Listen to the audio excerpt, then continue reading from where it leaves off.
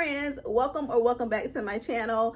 This is Kim After 50. My name is Kim, and on this channel we talk about what it's like for me to restart my life after having just turned 50 last year, getting a divorce last year. And we do that while doing lots and lots of travel. And when I travel, for the most part, I bring you all along with me. So you all know lately I've been thinking about what this next leg of my post-divorce life is going to look like. And although I am primarily a solo traveler, I really enjoy solo travel. I never pass up the opportunity to travel with my girls. I have 4 young adult daughters, and they're my favorite travel partners. So I never turn down the opportunity to travel with them. Now, my schedule is very flexible. So for this past year, anytime I saw a really great free cruise offer or a really great discount on a cruise, I would jump on it. I'm self-employed, so I could work my job around my travels. But my girls are young and they are not self-employed. They have jobs and careers, and they are not always able to, at the drop of the dime, go just because a great offer came up. Or sometimes they can get away for 3 or 4 days, but that 3 or 4 days they have doesn't line up with the cruise offer. So I've been thinking about how I could design a life that allows me to enjoy the best of both worlds. And that's where cruise life and van life collide. And I think they are the perfect combination for me. And here's the thing, if I could live on cruise ships full time, I'm not even gonna hold you, I would. For one thing, my per day cost of living on cruise ships is less than my per day cost of living at home. But with my job, although my schedule is very flexible, I can kind of go when I want to. I can't be gone all the time, at least not out of the US. I need to be on land at least part of the month for me to do what I do. So that's where van or RV life comes in. Here's my thinking. Instead of maintaining a house in a high cost area, I could have a simple and flexible home base on wheels. In the comments, someone asked, because you all know one of my goals is getting out of debt. So someone asked, how are you going to get out of something like this? This is not a quote, but this is the gist of the question. How are you going to get out of debt with all that cruising? So I've done other videos on how I get free or discounted cruise offers and how you can too, but I'll just give you an example. I'm going to be looking over here because I want to give you exact numbers. Okay. So I recently got a cruise offer for this coming January for a 12-day cruise. And for me to go solo, that cruise is going to cost me $436.74. Now that includes $200 onboard credit, $250 in free play in the casino, and free drinks while I'm in the casino.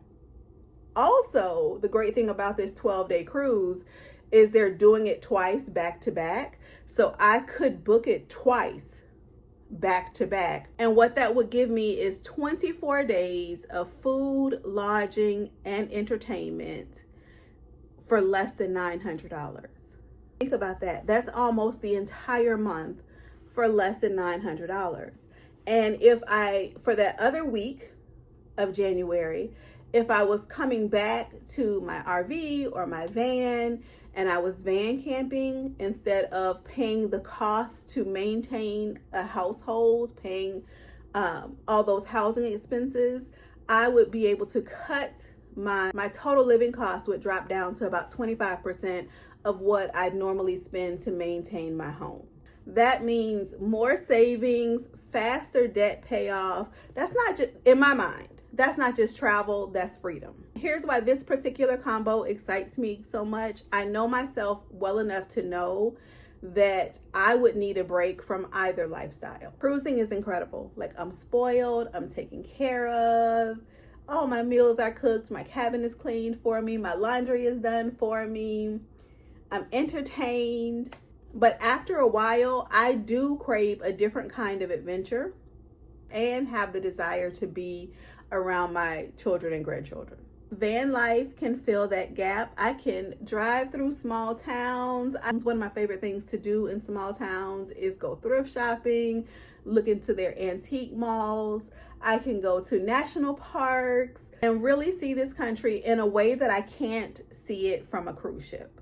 On the flip side, after weeks of being on the road and preparing most of my own meals, if not all of my own meals, of lugging water back to whatever vehicle I'm using, finding places to shower and such, I know I'll be ready to put my keys away and get back on a cruise ship and let them take care of me again.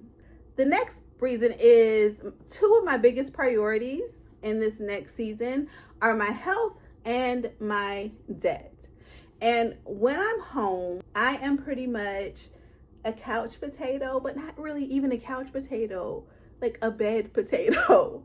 And so I have to kind of force myself to get up and go out and be active. Whereas when I'm cruising, it comes naturally to me in small ways sometimes, because you get up and you walk out of your room to go to dining. You're taking a walk to go see a show. You're taking a walk to get up to the deck and lay out. So just getting those steps in the day-to-dayness of cruising, but also doing excursions and going and checking out new places and seeing new things. And then what I expect is when I'm on the road, I'm not going to be like looking at all these beautiful places just from my windshield. I'm going to be parking and getting out and walking those trails and visiting those places and walking through museums. I love museums.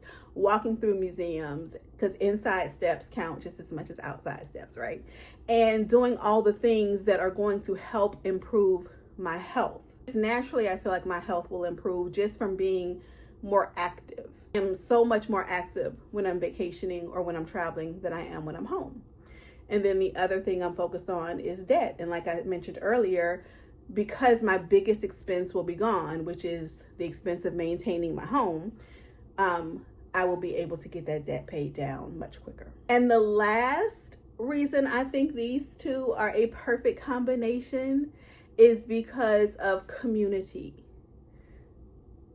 The cruising community and the van life community are both some of the most welcoming people I have ever come across.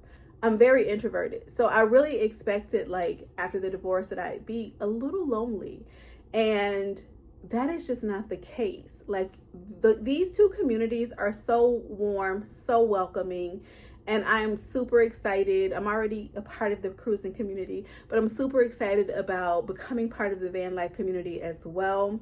I actually just signed up for my first women's van life meetup, so I'm so excited about that. And in the email where I sent in my information, they were so warm and so welcoming, and I'm just very excited about that.